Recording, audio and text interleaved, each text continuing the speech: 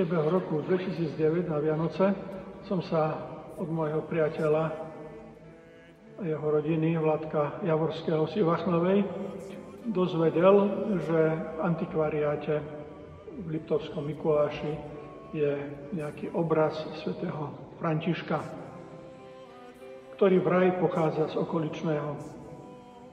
Keďže som aj ja František, tak som poprosil, aby mi ten obraz zaobstaral. No a keď som ho videl, tak sa mi chcelo plakať, bol v dezolátnom stave, vyrezaný z rámu, roztrhaný, prepichnutý na viacerých miestach.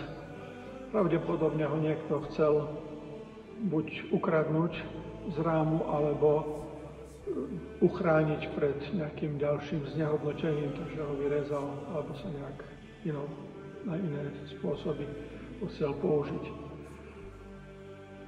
Predpokladali sme, že ide o svätého Františka, lebo bolo vidieť iba podobný zem vlastne, iba tvár. Tie ostatné veci boli prakticky neviditeľné. Dal som to zreštaurovať, robil to pán Krajčírik v Levoči a vlastne až po zreštaurovaní na základe nápisu tu dolu som zistil, že ide nie o svätého Františka, ale o svätého Petra z Alcantary, teda patrona kostola tu v okoličnom. Po nejakej dobe, najprv som si ako svätého Františka som si myslel, že si ho ponechám, ale keďže som sa dozvedel, že je to odtiaľto, tak som sa rozhodol ho vrátiť na svoje pôvodné miesto. Aj preto, že ma k tomu miestu viažú osobné spomienky, také rodinné. Svojho času tu pôsobil môj strýko Štefan Viktorín Novajovský, ktorý ma tu vlastne aj s mojim bratom prvýkrát zaviedol ešte niekedy v 70. rokoch.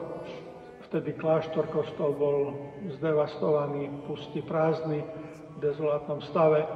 A som rád, že teraz sa vlastne svätý Peter vrátil na svoje pôvodné miesto, kde zrejme dlhú dobu aj pobýval. Som rád aj preto, že tá podobizeň je veľmi podobná tomu, čo je na hlavnom oltári.